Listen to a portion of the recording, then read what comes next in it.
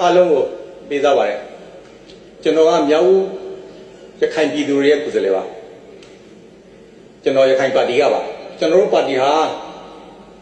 ပြည်သူ့လွှတ်တော်မှာ18နေရာမှာ12နေရာနိုင်တယ်အမျိုးသားလွှတ်တော်မှာ12မှာ10ပြည်နယ်မှာ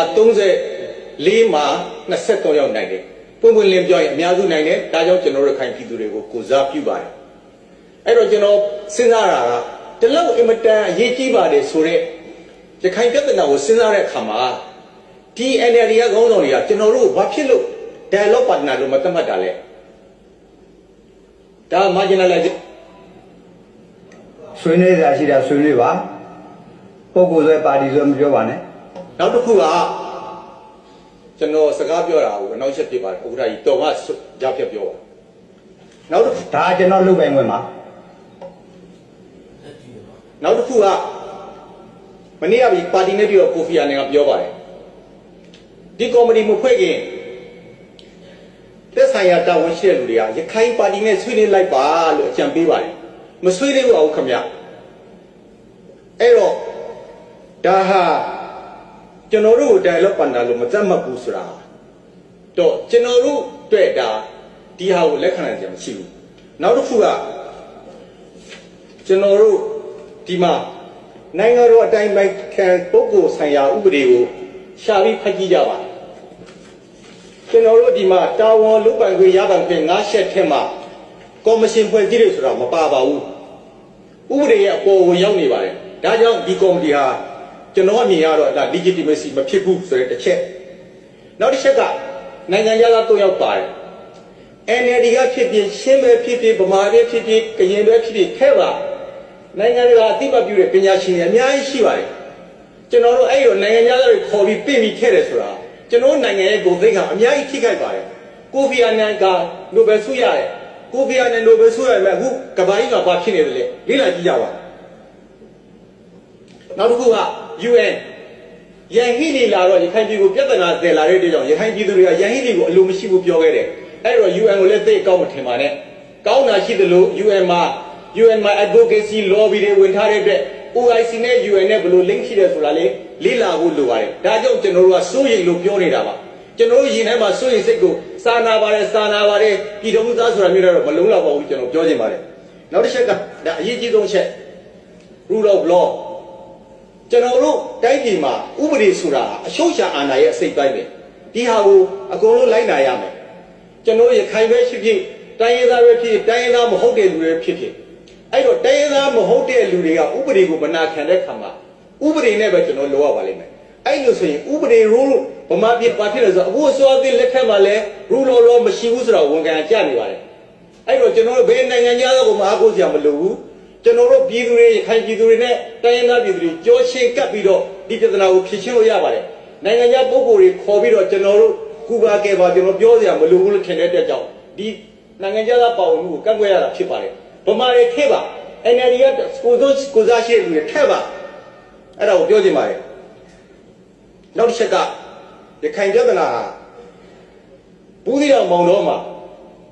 အဲ့ဒီဘာမှမသိတဲ့လူသားတွေရဲ့ population ဟာရှင်းပြတဲ့လူကြီးရဲ့နှစ်ဆရှိပါတယ်နောက်ပြန်မှာအမတန်စိုးရိမ်ဖို့ကောင်းပါတယ်အဲ့တော့ဒါကိုဒီစိုးရိမ်စိတ်ဟာကျွန်တော်ရခိုင်မှာရှိတယ်ဆိုတော့ကျွန်တော်ပြဿနာတွေကိုချင်းချင်းမြင့်မြင့်သိတယ်ဒီကော်မတီကလာတဲ့လူတွေဟာ research methodology နဲ့လုံးလိမ့်မယ်မှန်တယ်သိပ္ပံပညာရရင်ရပါလိမ့်မယ်ဒီနေရာမှာနိုင်ငံရေးပြဿနာကျွန်တော်တို့ရဲ့ကျွန်တော်ရဲ့စိတ်ခံစားမှုတွေကျွန်တော်ရဲ့သမိုင်းကြောင်းဆိုင်ရာတွေကိုဒီလူတွေဘယ်လောက်နားလည်မလဲအဲ့လိုကနားလည်တော့ဆိုကဘာကြီးမှာစစ်ပြောက်သွားတာကြားပါပြီအဲ့တော့ဒီလောက်ရှုပ်ထွေးတဲ့ပြဿနာကိုဒီလူတွေလာတဲ့ဒီလူတွေနဲ့ OIC ကြားထဲမှာဘယ်လို link ရှိတယ်လဲအင်မတန်စိုးရိမ်ဖို့ကောင်းတဲ့ကိစ္စတွေအဲ့ဒါကြောင့်ကျွန်တော်တို့က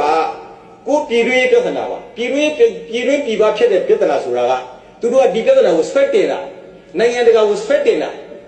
ပြဿနာကြီးတွေကိုဆွဲတင်တာသူတို့နောက်မှာတကယ် argument motive တွေအများကြီးရှိတယ်အဲ့တော့အခုဖြစ်တဲ့ပြဿနာကဒီကော်မတီဖွဲ့လိုက်တာကကျွန်တော်ကတခိုးကိုတရုတ်ကန်းလို့ဖြစ်သွားပြီတကယ်ကကျွန်တော်တိုင်းရင်းသားပြည်သူတွေကြောချင်းရင်ရှင်းကပ်ပြီးတော့ကျွန်တော်တတိရှိရှိရင်ဆိုင်မှာဥပဒေလုံးမလို့လောက်ရမယ်ဒီအစိုးရဥဆောင်မှုအောက်မှာအဲ့ဒီလိုလုပ်ရမယ်အစားနိုင်ငံသားလူတွေကိုပညာရှင်ဘာညာပါဆိုပြီးခေါ်တာဟာကျွန်တော်တို့သိခါလဲကြပါတယ်ကျွန်တော်တို့ပြည်တော်စုစိတ်ကကင်းမရလဲကြတယ် ကျွန်တော်ပြည်တွင်းပြဿနာကိုကျွန်တော်ပြည်တွင်းရပြည်သူတွေနဲ့ကြောချင်းကပ်ပြီးကျွန်တော်ကပြတ်တတ်ရင်ဆိုင်တာကိုပဲကျွန်တော်တို့လိုချင်ပါတယ်အဲ့ဒါကိုဒီကော်မတီကိုကန့်ကွက်ရတာဖြစ်ပါတယ်ပထမအချက်ကကျွန်တော်တို့က legitimacy နဲ့မညီဘူးကျွန်တော်တို့က democratic democratic ethic ရကျွန်တော်တို့ကို dialogue partner လို့မသတ်မှတ်ဘူးဒါဟာ democracy စံနှုန်းတွေကိုတန်ဖိုးမထားတာဖြစ်ပါတယ်နောက်တစ်ချက်ကဒီဥပဒေရဲ့ပေါင်းကိုကြော်နေပါတယ်နောက်တစ်ချက်ကနိုင်ငံတကာရဲ့ပါလာတဲ့အကြောင်းစိုးရိမ်စရာတွေရှိနေတဲ့အကြောင်းဒါကိုကျွန်တော်တို့ကန့်ကွက်နေရခြင်းဖြစ်ပါတယ်အဲ့တော့နောက်ဆုံးနေရတော့ကျွန်တော်တို့ရခိုင်ဟာတကယ်အမတန်ကြောက်စရာကောင်းတဲ့ Islamization ရဲ့ချိန်ချောက်မှုကိုကြုံနေရပါတယ်ဒါဟာဗမာပြည်သူလူထုတရားလုံးနဲ့ဆိုင်နေအရင်ကဆိုတော့ Burmanization ရှိတယ်ဒါပေမဲ့ဒီချိန်မှာတော့ Burmanization မိန်လာပြီးရှိသေးတယ်အဲ့တော့ Islamization နဲ့ Burmanization တော့ညက်နေတဲ့ရခိုင်ပြည်သူတွေရဲ့ဘဝကိုကျွန်တော်တို့အပြီးဆုံးမှာကျွန်တော်တို့တွေ့ပြီးဖြည့်ရှင်းပါဆိုတော့လေးလေးနက်နက်ကျွန်တော်ပြောချင်ပါတယ်ဒါပါအလေးသားပါ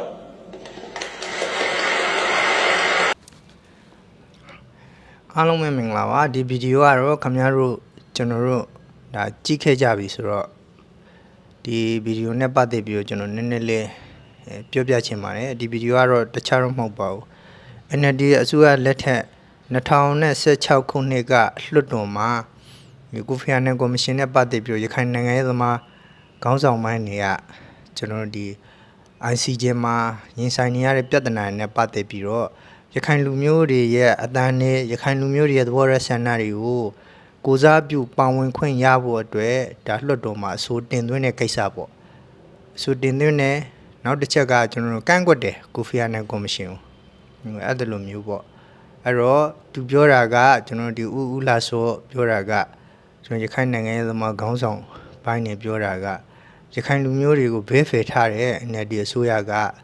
စစ်တပ်ကလည်းဒီတိုင်းပဲအဲ့ချင်းတော့စစ်တပ်နဲ့ NLD နဲ့ပေါင်းပြီးတော့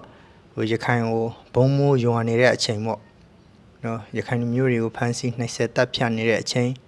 အဲ့ဒီအချိန်ကာလတွေပေါ့နင်လာငါလာကိုကျွန်တော်တို့ NLD အစိုးရနဲ့စစ်တပ်ဟိုရခိုင်လူမျိုးတွေကိုနှီးမျိုးစုံနဲ့ဖိနှိပ်နေတဲ့အချိန်ကာလတွေပေါ့အဲ့ဒီမှာဦးလာဆိုတာထောက်ပြတာတခြားတော့မဟုတ်ဘူးကိုဖီအာနန်ကော်မရှင်မှာရခိုင်လူမျိုးတွေကိုကိုစားပြုထားတဲ့နိုင်ငံရေးခေါင်းဆောင်တွေကိုထည့်သွင်းပြီးတော့ဒီ ICJ မှာရင်ဆိုင်နေကြရတဲ့ပြဿနာတွေကိုလည်းပဲနိုင်ငံခြားကလူတွေကိုခေါ်ပြီးတော့ထဲ့မဲ့အစားကျွန်တော်တို့မြန်မာနိုင်ငံအတွင်းမှာမှီတင်းနေထိုင်ကြတဲ့ကချင်ကရကရင်ရှင်းမွန်ဗမာရှမ်းစားတဲ့တိုင်းသားညီကိုတွေနဲ့ဒါ NLD ပါတီရဲ့စစ်တပ်ရဲ့ကြောရှင်းရင်ရှင်းကပ်ပြီးတော့ရခိုင်လူမျိုးတွေနဲ့အတူတကွကြောရှင်းရင်ရှင်းကပ်ပြီးတော့ဒီပြဿနာတွေကိုရင်ဆိုင်ကြရအောင်ဆိုပြီးတော့တောင်းဆိုတဲ့ဗီဒီယိုအဆိုတင်သွင်းတဲ့ဗီဒီယိုเนาะအဲ့တုန်းကတော့ဒေါန်ဆန်းစုကြည်ဦးဆောင်တဲ့ NLD အစိုးရကတော့ရခိုင်လူမျိုးတွေရဲ့အတန်ကိုနည်းနည်းလေးမှနားမထောင်ခဲ့ပါဘူးနည်းနည်းလေးမှလည်းဂယုမစိုက်ခဲ့ပါဘူးဂယုမစိုက်ဘဲနဲ့လှုပ်ချင်တိုင်းလှုပ်လို့လည်းပဲကျွန်တော်တို့ပြဿနာတွေတော်တော်လေးကိုတက်ခဲ့ရတဲ့ဟိုကာလတွေပေါ့ကျွန်တော် NLD အစိုးရဘလောက်ထိတောင်ဒေါန်ဆန်းစုကြည်ကရခိုင်လူမျိုးတွေအပေါ်မှာဒါရုံးမှာကောက်ကြည့်ခဲ့တယ်လေစစ်တပ်နေတူရုံးမှာကောက်ကြည့်ခဲ့တယ်လေဆိုလို့ရှိရင်ဘူချုပ်ထွန်းမြတ်နိုင်ရဲ့ဇနီးမယားနဲ့ကလေး2ယောက်ကိုပါထိုင်းနိုင်ငံမှာထိုင်းနိုင်ငံအစိုးရကိုဖိအားပေးပြီးတော့ဖိုင်းခိုင်းတဲ့အထစ်ကိုကျွန်တော်တို့လုပ်ခဲ့တယ်ဒါပေမဲ့ဒီအကြောင်းအရာတွေကိုဘယ်သတင်းဌာနကမှအခြေတုံးကမဖော်ပြဘူးဘာလို့လဲဆိုတော့သူတို့တိုက်ခါကြမှာ哦ဒီအကြောင်းအရာတွေဖုံးကြတယ်ဖိကြတယ်အဲ့လိုမျိုးပေါ့ရခိုင်လူမျိုးတွေကိုနှီးမျိုးစုံနဲ့ဒါအနိုင်ကျင့်နေကြတဲ့အချိန်ကာလမျိုးပေါ့အဲ့တော့ကိုဖီအာနန်ကော်မရှင်နဲ့ပတ်သက်ပြီးတော့နည်းနည်းလေးရှင်းပြပြရစီကိုဖီအာနန်ကော်မရှင်ဆိုတာကတော့ဒေါန်ဆန်းစုကြည်ဖွဲ့ခဲ့တဲ့ဒါအဖွဲ့ဖြစ်ပါတယ်เนาะဒေါန်ဆန်းစုကြည်ရဲ့နိုင်ငံတော်အတိုင်ပင်ခံဝန်ကြီးဌာနအောက်ကနေပြီးတော့ဖွဲ့တဲ့ကော်မရှင်ဖြစ်ပါတယ်ဒီကော်မရှင်ကတော့ဒီ ICJ မှာရင်ဆိုင်နေရတဲ့ပြဿနာတွေကိုခုခံဒါဖြည့်ရှင်းမှုအတွက်ဒါကော်မရှင်ဖွဲ့တာဖြစ်ပါတယ်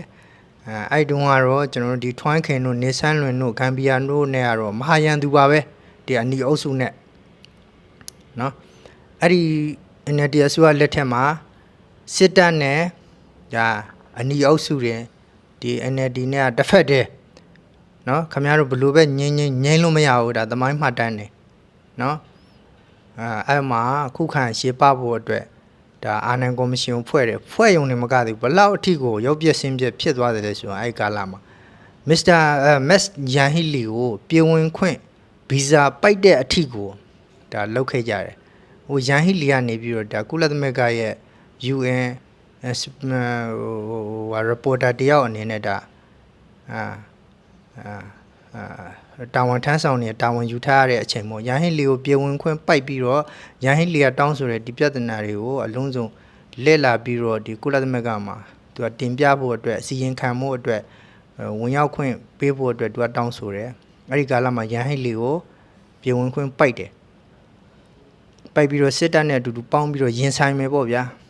ရင်ဆိုင်မယ်ဆိုရင်မကသေးဘူး ICJ ကိုတွားပြီးတော့ဒေါအောင်ဆန်းစုကြည်ကိုယ်တိုင်တွားပြီးတော့ဒါစစ်တပ်မှာအပြစ်မရှိပါဘူးစစ်တပ်ကလူမျိုးတုံးတပ်ဖြတ်တဲ့အရိုက်လက္ခဏာတွေတစုံတရာမတွေ့ရဘူးဆိုပြီးတော့ဒါဒေါအောင်ဆန်းစုကြည်ကိုယ်တိုင်ထွက်ဆိုခဲ့တာနော်ဘလောက်တည်းအမှားမှားအယွင်းယွင်းလောက်ခဲ့တယ်လေနော်အဲ့ဒီအချိန်မှာကိုဖီအာနန်ကော်မရှင်ဖွဲ့တယ်ဖွဲ့ပြီးတော့ရခိုင်လူမျိုးတွေရဲ့ဟိုသဘောရဆန္ဒတွေကိုမျက်ကွယ်ပြုထားခဲ့တယ်နော်အဲ့မှာတောင်းဆိုကြတာရခိုင်လူမျိုးတွေကသိတယ်ဒီပြဿနာရဲ့အတိမ်အနက်ကဘယ်ကလာပြီးတော့ဘယ်ကိုသွားမလဲဘလောက်ထိနက်နက်ရှိုင်းရှိုင်းဒါဖြစ်လာမလဲဘယ်သူတွေဥဖြတ်ဖြတ်ခံစားရမလဲဆိုတာကိုရခိုင်လူမျိုးတွေကောင်းကောင်းသိတယ်ကောင်းကောင်းသိလို့လေဒီလိုဟောကင်းလက်တန်းထုတ်ခဲ့တာနော်ဥလာဆိုရင်ဒီဗီဒီယိုထဲမှာအကုန်ပါပါတယ်ကျွန်တော်တို့နိုင်ငံခြားဝပညာရှင်ဒီပညာရှင်ပါဆိုပြီးခေါ်ပြီးတော့ထဲ့တယ်ရခိုင်လူမျိုးတွေရဲ့အတန်ကိုကြတော့တစ်စက်ကလေးမှနားမထောင်ဘူးကိုလှုပ်ချင်တယ်လှုပ်သွားကြတာအဲ့ဒါတွေကိုဥလာဆိုတို့ကတောင်းဆိုတာကဗမာတွေထဲမှာလဲတော်တဲ့တတ်တဲ့သူတွေရှိတယ်ထဲ့ပါ NLD ထဲမှာလဲတော်တဲ့တတ်တဲ့သူတွေထဲ့ပါစစ်တပ်ကလူတွေထဲ့ပါအဲ့တနိုင်ငံလုံးအတိုင်းအတာနဲ့ပြည်သူတွေနဲ့ရခိုင်လူမျိုးတွေကြောရှင်းရှင်းကပြီးတော့ဒီပြဿနာကိုရင်ဆိုင်ဖြေရှင်းရမယ့်အစားတခြားမေကျော်တွေးတော်လွန်ပြီးတော့တခိုးတရိုးကန်းတဲ့ပုံစံမျိုးနဲ့ဒါအာဏာကော်မရှင်လောက်ခဲ့တဲ့ဟာကိုဥလာဆိုတာပြင်းပြင်းထန်ထန်ကန့်ကွက်ခဲ့တာဖြစ်တယ်အဲ့တော့ဒီမှာရင်ကျွန်တော်တို့ရမနေသေးဘူးနိုင်ငံရဲ့အပြောင်းလဲရလဲအယမ်းမြန်နဲ့အယမ်းလဲကောက်ကျစ်ကြတဲ့အခါမှာ NLD နဲ့စစ်တပ်နဲ့အာဏာစားခွဲလူပြီးတယောက်ပေါ်တယောက်နောက်ကျောကိုဓာတ်နဲ့ထိုးကြတဲ့အချိန်မှာ2020ရက်နောက်ပိုင်းမှာနိုင်ငံရဲ့အခင်းကျင်းလုံးဝပြောင်းလဲသွားတယ်ပြောင်းလဲသွားတယ်ဟလာအာဏာတွေလဲစားခွဲလူကြတယ်ဆိုပေမဲ့လို့ ICC နဲ့ ICJ ကိစ္စတော့မပြောင်းလဲဘူးတောက်လျှောက်ဆိုလို့လိုက်လာတယ်နော်အဲ့တော့အာနာသိမ့်ပြီးတဲ့နောက်ပိုင်းမှာလည်းပဲဒီအနီအုပ်စုတွေကကျွန်တော် NUG ဖြစ်လာတယ်နော် NUG ဖြစ်လာတယ် NUG ဖြစ်လာတဲ့ကာလမှာလည်းပဲကျွန်တော်တို့ရခိုင်လူမျိုးတွေနဲ့ကြောရှင်းရင်ရှင်းမကတဲ့အပြင်ဒီ ICJ ပြဿနာကိုတိုင်းသားတွေနဲ့ရင်ဆိုင်ပူးပေါင်းပြီးတော့ဖြည့်ရှင်းမှုမကြိုးစားတဲ့အပြင်ကိုကျွန်တော်ဒီခိုးဝင်အုပ်စုတွေနဲ့တွားပေါင်းပြီးတော့ရခိုင်လူမျိုးတွေရဲ့ဒါအာရခတတ်တော်ရဲ့ဒါစီရေးအရာနိုင်ငံရေးအရာရည်မှန်းချက်တွေလုပ်နေတဲ့နေရာမှာဒါအနှောင့်အယှက်ပေးတဲ့ပုံစံမျိုးတွေလောက်ရမျိုးတွေအများကြီးလုပ်ခဲ့တယ်ကျွန်တော်အောင်ကြုံမှုကို NUG အစိုးရလက်ထက်မှာလူခွင့်ဝင်ကြီးဒုဝင်ကြီးတနေရာပေးတယ်ဟဲ့လားပြီးလို့ရှိရင်ဟိုပောက်ခါတွေစော်ကားတယ်ဒီပောက်ခါစော်ကားမှုမျိုးတွေကို NUG ကဘာတခွန်းတလဲမှမပြောဘဲနဲ့ဒါတားဆီးမှုတွေမလုပ်ဘဲနဲ့သူတို့ကိုအားပေးအောင်မြောက်ပြုပြီးတော့ကျွန်တော်မြောက်ထိုးပင်ကိုလှုပ်ခဲ့တယ်နော်ဘလောက်ထိရုံးပါတယ်လေကျွန်တော်တို့ရခိုင်လူမျိုးတွေနဲ့ကြောရှင်းကရမယ်ကြောရှင်းကပြီးတော့ဖြည့်ရှင်းရမယ်အနေအထားတစ်ခုမှာရခိုင်လူမျိုးတွေကိုမျက်ကွယ်ပြုပြီးတော့ဒီခိုးဝင်တွေနဲ့ပြန်သွားပေါင်းတယ်NLD အစိုးရလက်ထက်မှာတော့သူတို့ကတကယ်မဟာယန်သူတွေနော်ဒီနေဆန်းလွန်တို့ထွန်းခင်တို့အောင်ကြုံမိုးတို့နဲ့မဟာယန်သူတဲ့နော်အဲ့ဒီအာနာမသိန်းခင်တို့ကတော့ကျွန်တော်တို့ဒီဟလာဒီစစ်တပ်နဲ့ NLD နဲ့ကတော့တစ်ဖက်တည်းအဲ့ဒီအချိန်တုန်းကတော့မှ Western Wet တွေဘာတွေလောက်ခဲ့ကြသေးတယ်ဗျာအခုမှပဲနိုင်ငံတရားစွဲတာလုံနေကြတယ်အဲ့မှာနော်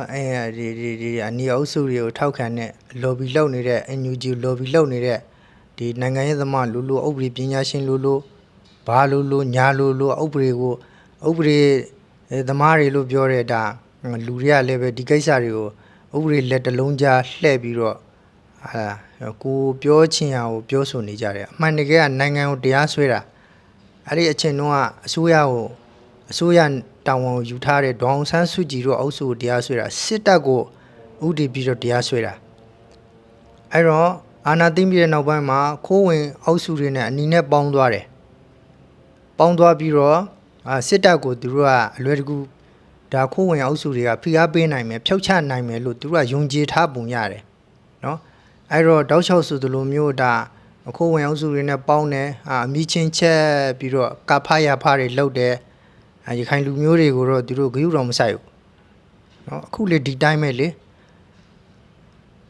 ICJ ကိစ္စမှာကျွန်တော်တို့ရခိုင်လူမျိုးတွေဖက်ကရပ်တည်ရမယ်အစား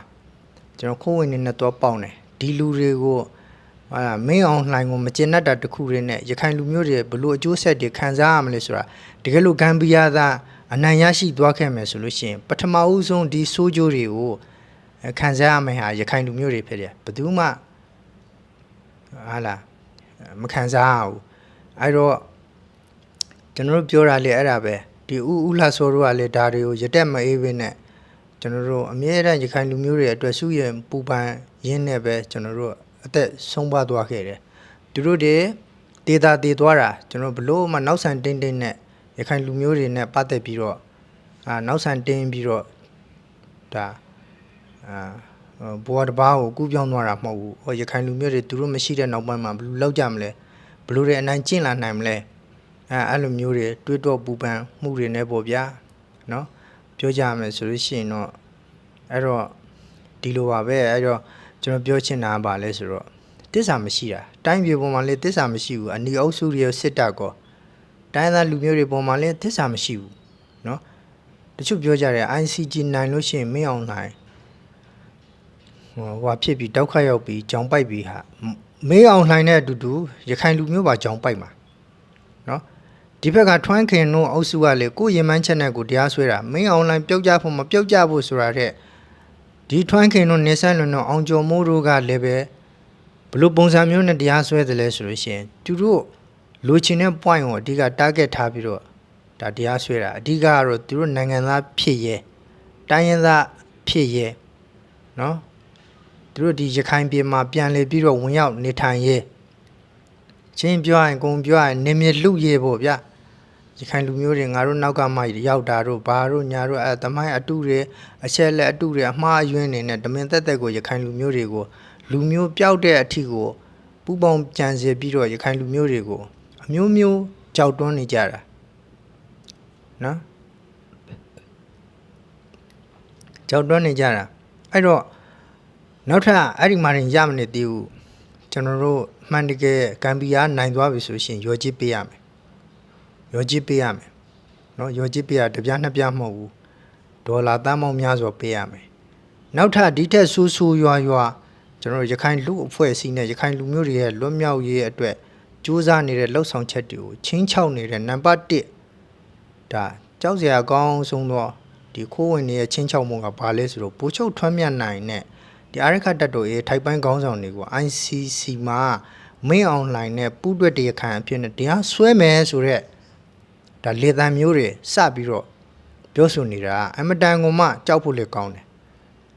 ဒီလိုပြောဆိုနေတာတွေကို NUG အုပ်စုကလည်းဘာမှလည်းဟလာဝေလည်းမဝေဖန်ဘူးကျွန်တော်တို့ဘူးတောင်ထောက်ခံသေးတယ်နဲ့တူတယ်နော်ဝေဖန်တာတွေမလုပ်ဘူးဒါရှုံးချတာတွေမလုပ်ဘူးနော်ဒီလိုကိစ္စမျိုးတွေကိုပူချုပ်ထွန်းမြတ်နိုင်ပြောတဲ့ကိစ္စမျိုးတွေကိုဘယ်နိုင်ငံရေးသမားတွေမှအနီအုပ်စုကိုစားပြုထားတဲ့နိုင်ငံရေးသမားတွေမှန်သမျှလူပုဂ္ဂိုလ်တွေမှန်သမျှဘယ်သူမှဒါတွေကိုကန့်ကွက်တာရှုတ်ချတာမလုပ်ဘူးနော်ဝမ်းနေဖို့ကောင်းတာအဲ့တော့ဥလာစောတို့ကဒါတွေကိုသိတယ်ဒီလိုဖြစ်လာလိမ့်မယ်ဒီလူတွေလောက်လာကြလိမ့်မယ်ဆိုတာကိုရခိုင်နိုင်ငံရဲ့သမားတွေကကောင်းကောင်းကိုသိတယ်ဒီပြဿနာရဲ့လာယာကိုလည်းသိတယ်ဘယ်နေရာကိုသွားမလဲဆိုတာကိုလည်းသိတယ်ဒါကြောင့်မလို့ရတက်မအေးပဲနဲ့သူတို့တွေအသက်သာဆုံးရှုံးသွားခဲ့တာရခိုင်လူမျိုးတွေဘယ်လိုရပ်တင်မလဲဘယ်လိုရှင်တိုင်ပြီးတော့ဒီနေရာမှာလူမျိုးပြောက်မသွားအောင်အဓိကနော်စူးစမ်းကြမလဲဆိုတော့ဒါလူမျိုးရဲ့နိုင်ငံရဲ့အပေါ်မှာသူတို့တွေစိတ်မချဘဲနဲ့လူလောကကြီးကထွက်ခေါ်သွားခဲ့ရတယ်ဒီဥလာဆိုလို့ဆုံးသွားတဲ့ဆုံးရှုံးမှုကြီးကရခိုင်လူမျိုးတွေအတွက်အဲ့တော့အမတန်မှတန်ဖို့ဖျက်လို့မရတဲ့အရာတစ်ခုကိုဆုံးရှုံးသွားတယ်လို့မျိုးဒါခံစားကြရတယ်အဲ့တော့အခုလည်းပဲသူတို့ရင်ဆိုင်နေကြတယ်စစ်တပ်လည်းဒီတိုင်းပဲနော်စစ်တပ်မှလည်းစစ်တပ်ရဲ့ရည်ချက်နဲ့ဒီ ICJ ကိုတွားရောက်ပြီးတော့ကာကွယ်တယ် NUG ကလူတွေကလည်းပဲ NUG ရဲ့ရည်ချက်နဲ့သူတို့ခိုးဝင်နေနဲ့ပေါင်းတယ်ခိုးဝင်တွေကလည်းပဲ သူတို့ပြန်လာရရဲ့သူတို့တိုင်းသားဖြစ်ရဲ့သူတို့နိုင်ငံသားဖြစ်ရဲ့ရခိုင်လူမျိုးတွေစီကနေမြေလူရဲ့ဒါတွေကိုအဓိကဆောင်းပေးပြီးတော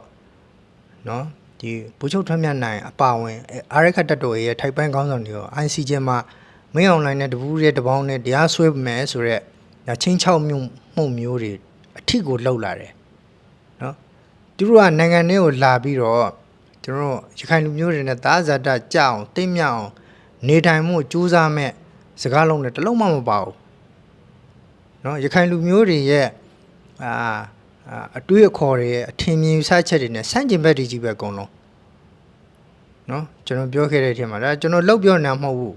သူတို့ရဲ့သဘောထားဆန္ဒတွေသူတို့ပြောထားခဲ့တဲ့အင်တာဗျူးတွေမှာဒီစကားတွေသူတို့ပြောခဲ့တဲ့စကားတွေကိုထောက်ကြည့်သွားအဖြစ်မှန်းဆသွားအဖြစ်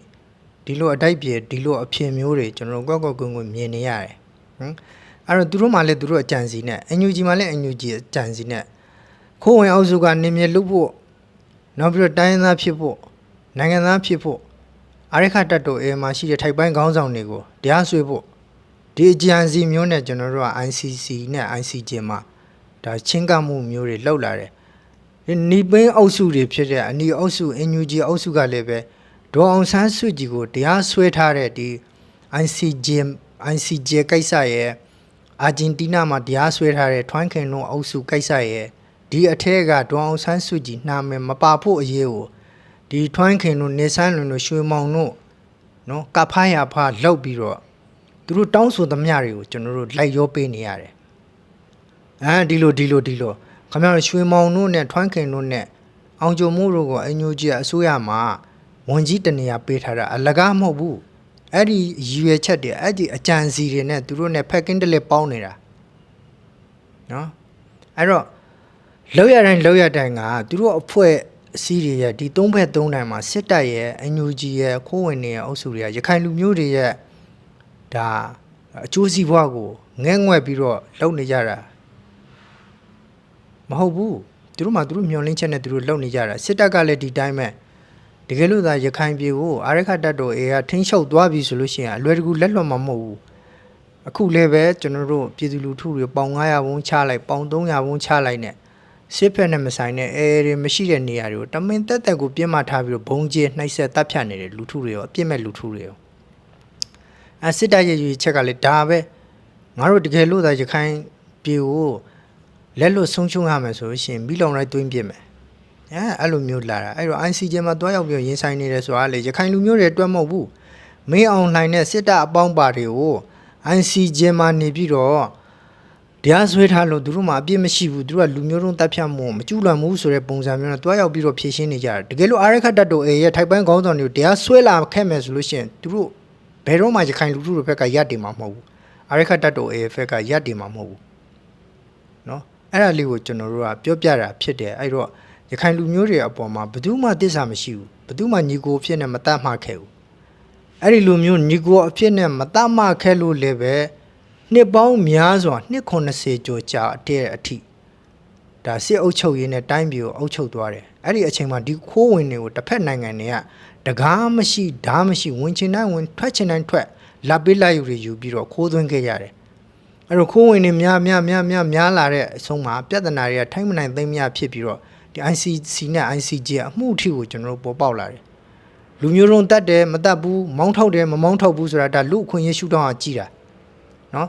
်သူတို့ကအခွင့်အရေးရဒါမောင်းထောက်တယ်ဒါဖိနှိုက်တယ်ရှောက်ရှည်တယ်ဆိုတဲ့ပုံစံမျိုးကဒါလူအခွင့်အရေးရှုထောင့်ကကြည်တာအဲ့လိုဆိုလို့ရှိရင်ကျွန်တော်တို့အဲ့ဒီလူအခွင့်အရေးရှုထောင့်ကသူတို့ကြည့်တဲ့ပုံစံမျိုးမှာ OIC ကကြည့်တဲ့ပုံစံမျိုးမှာရခိုင်လူမျိုးတွေရတင်ရထိုက်တဲ့အခွင့်အရေးကိုသူတို့အဆောင်ပေးပြီးတော့ကြည်တာမဟုတ်ဘူးနော်ရခိုင်လူမျိုးတွေရဲ့ဒါအခုလိုချင်းချောက်နေတဲ့ပြဿနာရခိုင်လူမျိုးတွေမှာရှိတဲ့စိုးရင်ချက်တွေပူပန်မှုတွေဒီလူမျိုးတွေနဲ့ဘယ်လိုရှစ်ဆက်ပြီးတော့အတူတကွရှင်တွဲပြီးတော့နေထိုင်လို့ရနိုင်မလဲအတူတကွနေထိုင်လို့ရှိရင်ရောနောက်ပြဿနာတွေပေါ်လာလို့ရှိရင်ဘယ်သူတွေအာမခံပြီးတော့ဖြည့်ရှင်းပေးမလဲဘယ်သူတွေအာမခံပြီးတော့ခေါင်းခံပေးမလဲဒီစိုးရင်ချက်တွေဒီခံစားချက်တွေကိုထက်တွက်ပြီးတော့ပြောတာမဟုတ်ဘူးအခုလေသူတို့အခွင့်အရေးပဲပြောနေရခိုင်နယ်အခွင့်အရေးရခိုင်နယ်စိုးရင်ပူပန်မှုတွေတစ်ချက်ကလေးမှထက်တွက်ပြီးတော့မစင်စားဘူးနော်အဲ့လိုမျိုးတွေအဲ့တော့ရခိုင်နယ်စိုးရင်ပူပန်မှုတွေကိုဘယ်သူမှထက်တွက်ပြီးတော့မစင်စားဘူး အနီအုပ်စုလေးဒီတိုင်းပဲစစ်တပ်လည်းဒီတိုင်းပဲစစ်တပ်ဆိုရင်ပိုးတောင်ဆိုးသေးတယ်နှစ်ပေါင်း80ကျော်ကြာအုပ်ချုပ်သွားတယ်အဲဘူးတီတောင်မောင်းတော့ဘင်္ဂလားဒေ့ရှ်နဲ့ဘူးတီတောင်မောဒီမြန်မာဖက်အချမ်းဘော်ဒါကန့်မှာနှစ်ပေါင်း90ကျော်လောက်ကခြံစည်းရိုးတော့မရှိဘူးနော်ဒီဘက်ကနေဟိုဘက်ကိုခုံလိုက်တာနဲ့ဟိုကျွန်တော်တို့မြန်မာနိုင်ငံသားဖြစ်သွားပြီရခိုင်ပြည်တွေကိုလာပေးလိုက်ယူတွေပေးပြီးတော့အဲ့ဒီလာပေးလိုက်ယူပေးတဲ့ဟာတွေကိုခိုးသွင်းနေတဲ့ဟာတွေကိုပတ်စံပြီးပြီးတော့ခိုးသွင်းနေတဲ့ဟာတွေကိုရခိုင်လူမျိုးတွေမျက်စိအောက်မှာမြင်နေရရဲ့သားနဲ့ဘာမှပြောပိုင်ခွင့်မရှိဘူးဘာမှဆိုပိုင်ခွင့်မရှိဘူးဘာမှလည်းတားဆီးပိုင်ခွင့်မရှိဘူးဒီလိုမျိုးတွေလောက်ချင်တယ်လောက်ခဲ့တာရခိုင်လူမျိုးတွေတစစီပျက်စီးသွားအောင်လူမျိုးတုံးသွားအောင်အထိရွေးချက်နဲ့လောက်ခဲ့သလားလို့တော့ကျွန်တော်အောက်မရတယ်အဲ့တော့ခိုးဝင်လာတဲ့လူတွေအဆမတန်များပြားလာတဲ့အခါမှာပြဿနာတွေကဖြစ်လာပြီစင်ကောမှုတွေကဖြစ်လာပြီအဲ့တော့အဲ့ဒီခိုးဝင်လာတဲ့လူတွေကိုလည်းဗမာပြည်နဲ့နိုင်ငံအနှံ့ကိုတွားခွင့်လာခွင့်လည်းမပေးဘဲနဲ့အဲ့ဒီရခိုင်ပြည်ကထွက်ပေါက်မှန်သမျှကိုလမ်းပိုက်ပြီးတော့ပိုက်ဆို့ပြီးတော့ရခိုင်ပြည်မှာပဲဒါရခိုင်လူမျိုးတွေနဲ့အတူတူကနေထိုင်ရမယ်ဆိုပြီးတော့ဒါမတည့်တဲ့ဒါကျွန်တော်တို့ဟိုအတင်းအဓမ္မဒါနေချင်းလဲနေမနေချင်းလဲနေဆိုတဲ့ပုံစံမျိုးနဲ့ဂျောင်းပိုက်ပြီးတော့ဒီလိုထားခဲ့ရအဲ့တော့ပြဿနာဖြစ်လာတယ်လေပြဿနာဖြစ်လာတဲ့ရခိုင်လူမျိုးတွေကိုချင်းချောက်လာတဲ့အဲ့မှာဘူးတီတောင်မောင်းတော့မှဆိုလို့ရှိရင်လည်းတိတဲ့အတိုင်းပဲခင်ဗျားတို့တွေမလုံခြုံတော့ဘူးရခိုင်လူမျိုးတွေရဲ့ဒါဘဝလုံခြုံမှုတွေကကိမ့်မဲ့လာတယ်အဲ့တော့အဲ့ရခိုင်ပြည်ဖက်မှာရခိုင်လူမျိုးတွေခံစားနေရခံစားချက်တွေကိုဘယ်သူမှဒါတွေကိုထက်တွက်ပြီးစဉ်းစားတာမဟုတ်ဘူးနော်အဲ့ဒါကြောင့်မလို့ရခိုင်ကောင်းဆောင်တွေကအမြဲတမ်းပူပန်မှုတွေစိုးရိမ်မှုတွေကြောင်းကြမှုတွေရှိတယ်ဒီ ICC နဲ့ ICJ ကိစ္စဘယ်ထိသွားမယ်ဘယ်ထိလာမယ်ဆိုလို့ရှိရင်ဒါဘလို့ဖြစ်လာမယ်ဆိုတာဦးလာဆိုတော့လက်တန်းကိုကျွန်တော်ဟောကင်းထောက်ပြီးတော့လွှတ်တော်ထဲမှာဦးဝင်းမြေတို့နဲ့ကျွန်တော်ဒီအာနန်ကော်မရှင်အကြောင်းပြုပြီးတော့အတိုက်ခံအခြေတင်ဖြစ်ပြီးတော့စကားများခဲ့ကြတဲ့ဗီဒီယိုကိုကြည့်လို့ရှိရင်ဒါသိနိုင်မှာပါနော်အဲ့တော့နောက်တစ်ချက်ရှိသေးတယ်ဗါတယ်ဟိုဥပဒေပညာရှင်တွေခုဒီ NUG lobby လုပ်နေတဲ့ဥပဒေပညာရှင်လို့နိုင်ငံရေးသမားလို့ဗါတယ်အဲ့ဒီစစ်တပ်နဲ့တဲ့တဲ့အချိန်တုန်းကတော့နိုင်ငံကိုတရားစွဲတာတယ်နိုင်ငံတရားစွဲလို့ရှိရင်လူထုကိုထိခိုက်မှာဆိုလို့လူထုရဲ့ကိုစားနေပြီးတော့ဒါဒေါအောင်ဆန်းစုကြည်ကတွားရောက်ပြီးတော့ဖြစ်ရှင်းပေးတာတဲ့ ICJ မှာအဲ့ဒီတုန်းကတော့စစ်တပ်နဲ့တဲ့တဲ့အချိန်မှာစကားတစ်မျိုးပြောခဲ့တာအခုနောက်ပိုင်းကျတော့ဒီလိုမဟုတ်တော့ဟိုတနေ့ဆိုရင်လည်းဦးအောင်ထူးပြောသွားတယ်ဦးအောင်ထူးကဥပဒေပညာရှင်နဲ့ဥပဒေပညာရှင်တွေဘာတွေကိုတော့ကျွန်တော်တို့မသိဘူးကျွန်တော်တို့မြင်တာကတော့ဥပဒေကိုလက်တလုံးကြားလှည့်ပြီးတော့ကိုပြောချင်တယ်လို့ပြောနေကြတဲ့ပုံစံပဲတွေ့ရတယ်အခုကျတော့ဒီလိုပုံစံမဟုတ်တော့လူထုကိုကာကွယ်တာမဟုတ်တော့တဲ့မြန်မာနိုင်ငံကိုတရားစွဲတာတဲ့လူထုနဲ့ဘာမှမဆိုင်ဘူးတဲ့စစ်တပ်ကိုတရားစွဲတာတဲ့အမှန်ကအဲ့ဒီ ICJ ကလူထုကိုတရားစွဲတာနိုင်ငံကိုတရားစွဲတာအစိုးရကိုတရားစွဲတာစစ်တပ်ကိုတရားစွဲတာအဲ့ဒီအထက်မှာဒေါအောင်ဆန်းစုကြည်လေးပါတယ်စစ်တပ်လည်းပါတယ်ပြည်သူလည်းပါတယ်နော်အခုချိန်ကျတော့ခိုးဝင်နေနဲ့သူတို့တွေနဲ့တစ်ဖက်တည်းဖြစ်သွားတဲ့ခါကျတော့နိုင်ငံကိုတရားစွဲတာတဲ့နိုင်ငံဆိုတာဘာတူလဲနိုင်ငံဆိုတာဘာတူကိုပြောတာလဲဟမ်နိုင်ငံကိုတရားစွဲမှတော့ပြည်သူတွေပါပြီပေါ့နော်ကျွန်တော်မေးခွန်းထုတ်ချင်တာအဲ့ဒါပဲအမျိုးမျိုးလျှောက်ပြောတဲ့စကားကို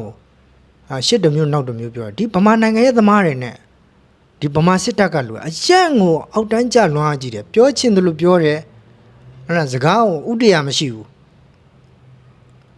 နိုင်ငံကိုတရားစွဲတယ်ဆိုနိုင်ငံဆိုတာဘာကိုပြောတာလဲနိုင်ငံကိုတရားစွဲတယ်ဆိုမှတော့နိုင်ငံကိုစွဲရင်ပြည်သူတွေပါထိပြီပေါ့ပြည်သူရှိလို့နိုင်ငံဆိုတာဖြစ်လာတာခင်ဗျားတို့ဥပဒေကိုတစ်ဖက်ကန်းခဘလောက်ပဲကျွမ်းကျင်ပါစေဘလောက်ပဲဥပဒေပညာရှင်လို့ပြောပါစေကျွန်တော်တို့မျက်စိမှာတော့ခင်ဗျားတို့ကဥပဒေကိုလက်တလုံးကြားလှည့်ပြီးတော့ပြောချင်တယ်လို့ပြောနေကြတာပဲမြင်တယ်နော်ဒီ ICJ ကိစ္စမှာလေဒေါအောင်ဆန်းစုကြည်ရဲ့အတန်လုံးဝပျောက်နေဒေါအောင်ဆန်းစုကြည်ကိုတရားစွဲထားတဲ့ကိစ္စတွေလုံးဝပျောက်နေတယ်အမှန်မှ ICJ ကိစ္စမှာကျွန်တော်ဒေါအောင်ဆန်းစုကြည်အုပ်စုလေးပါတယ်စစ်တပ်လေးပါတယ်နိုင်ငံလေးပါတယ်နိုင်ငံမှာမှီတင်းနေထိုင်ကြတဲ့ပြည်သူလူထုလေးပါတယ်ကဲဟုတ်ပြီကျွန်တော်တခုမဲမယ်တကယ်လို့ ICJ အမှုကဂမ်ဘီယာနိုင်သွားပြီဆိုလို့ရှိရင်ကျွန်တော်တို့ဟာလာဒီခိုးဝင်တွေကိုလက်ခံရတော့မယ်နော်သူတို့တောင်းထားတဲ့ရော်ကြီးတွေကိုပေးရတော့မယ်အကောင်းဆုံးကျွန်တော်တို့အနည်းဆုံးတာတကကိုကျွန်တော်ထောက်နှောက်ပြမယ်နော်ရော်ကြီးပေးရတော့မယ်ဒေါ်လာသန်းပေါင်းများစွာတောင်းထားတယ်နေဆန်းလွန်တို့အုပ်စု သူတို့ဆုံးရှုံးနစ်နာသွားတဲ့နစ်နာကြီးအတွက်ဆုံးရှုံးမှုတွေအတွက်ကျွန်တော်ရော်ကြီးတောင်းထားတယ်အဲ့ဒီရော်ကြီးတွေကဘယ်သူတွေပေးရမှာမဟုတ်လို့လဲနိုင်ငံတော်ကပေးရမှာနိုင်ငံတော်ကပေးရမယ်ဆိုတာမင်းအောင်လှိုင်ပေးရတာမဟုတ်ဘူးလူထုတွေရဲ့အခွန်အခတွေကိုပေးရတာဟုတ်တယ်မလားအဲ့တော့အဲ့ဒီကိစ္စရတွေကိုဒီကလို့ ICJ မှာဂမ်ဘီယာနိုင်သွားလို့ဒီခိုးဝင်တွေတောင်းဆိုတဲ့နိုင်ငံသားဖြစ်ရဲ့ကျွန်တော်တိုင်းရင်းသားဖြစ်ရဲ့နစ်နာချစ်ပေးရဲ့အဲ့ဒါတွေအကုန်လုံးကိုဒီစစ်တပ်ဘက်ကမြန်မာနိုင်ငံဘက်ကလိုက်ရောမပေးဘူးလောက်ဆောင်မပေးဘူးဆိုလို့ရှိရင်နိုင်ငံတကာဖိအားတွေလာလိမ့်မယ်အဲ့ဒါတွေကိုမင်းအောင်လှိုင်တယောက်တည်းပဲခံစားကြရမှာလားပြည်သူတွေကအကုန်လုံးထိမှာလေအဲ့တော့ဘာဖြစ်လို့ဓာတ်တွေကိုပြည်သူတွေနဲ့မဆိုင်ဘူးပြည်သူတွေနဲ့လုံးဝမပတ်သက်ဘူးလို့ဘာဖြစ်လို့ပြောနေကြတာခင်ဗျားတို့တွေကဥပဒေပညာရှင်လို့ပြောတယ်ဟိုပညာရှင်လို့ပြောတယ်ဟိုတနေ့ကလည်းအဲ့သိမ်းများဆိုတဲ့ဒီဝဲစာသတင်းသမားလို့ဘာလို့နဲ့ဒီလိုမျိုးတွေတိုင်းပြည်ကိုဂျင်းထဲ့နေကြတယ်ခင်ဗျားတို့မရှက်ဘူးလားစစ်ကောင်စီကိုမကျင်တတ်တာတခုတည်းနဲ့ခိုးဝင်နေနဲ့ပေါင်းတယ်ခိုးဝင်နေပေါင်းပြီးတော့ခိုးဝင်နေရဲ့အကြိုက်ကိုပြောတယ်ခိုးဝင်နေဘက်ကအားပေးအားမြောက်ပြုတယ်တခိုးကိုဒရိုးကန်းတယ်ဟမ်ခင်ဗျားတို့ကဒီပြဿနာတွေကိုရခိုင်ခေါင်းဆောင်တွေထောက်ပြခဲ့တာအဲ့ဒါပဲကိုတိုင်းရင်းသားအချင်းချင်းရခိုင်နေနဲ့ပူးပေါင်းပြီးတော့ကျန်တဲ့တိုင်းရင်းသားတွေနဲ့ပူးပေါင်းပြီးတော့ပြည်သူလူထုတွေနဲ့ပူးပေါင်းပြီးတော့ဒီ ICJ ကိုရင်ဆိုင်ဖို့မကြိုးစားပဲနဲ့အဲ့ဒီ ICJ မှာတရားစွဲထားတဲ့ခိုးဝင်တွေဟိုအားကိုပြီးတော့အမှန်တကယ်လို့ ICC ရော ICJ ရောအနိုင်ရခဲ့မယ်ဂမ်ဘီယာအနိုင်ရခဲ့မယ်ခိုးဝင်တွေအနိုင်ရခဲ့မယ်ဆိုရင်တော့မှမင်းအောင်လှိုင်ကိုဖမ်းဆီးပြီးတော့အပြစ်ပေးအရေးယူရဘယ်နှစ်နှစ်ကြာလို့ဘယ်နှစ်နှစ်စောင့်ရမယ်ဆိုတာဘယ်သူမှတိတိကျကျမပြောနိုင်ဘူးနှစ်ပေါင်း90ကြာခြင်းလည်းကြာသွားမယ်နှစ်ပေါင်း30ကြာခြင်းလည်းကြာသွားမယ်အဲ့ဒါတခိုးဒီယိုကန်ပြီးတော့အဲ့ခိုးဝင်နေအားကိုပြီးတော့မဟုတ်ကဟုတ်ကတွေပြောတယ်ရခိုင်လူမျိုးတွေရဲ့အကျိုးစီးပွားကိုတစုံတရာထက်အတွက်ငဲငွဲ့ပြီးတော့ဒီလိုလှုပ်လိုက်တော့အဖြစ်ဒီခိုးဝင်နေနဲ့ပေါင်းလိုက်တော့အဖြစ်ငါတို့ညီကိုဖြစ်တဲ့ရခိုင်လူမျိုးတွေဘယ်လောက်ထိနစ်နာသွားမလဲအခုဆိုလို့ရှိရင်ထွန်းခင်တို့ကလည်းအာရိကတတ်တော်ရဲ့ခေါင်းဆောင်တွေတရားစွဲဖို့ပြောလာပြီဆိုတော့အထီကိုဖြစ်လာပြီ